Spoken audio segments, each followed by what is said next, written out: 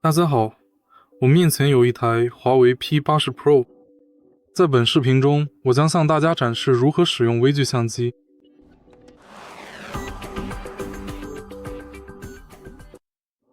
要在您的智能手机上启用微距相机，首先让我们进入相机应用，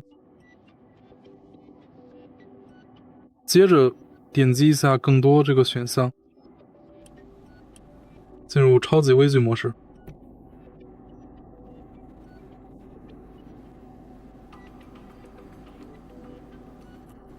就是这样。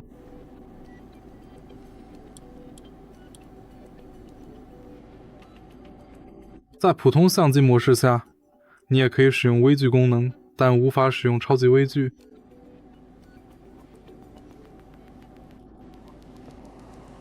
如果你觉得本视频对你有帮助，请点赞、评论并订阅。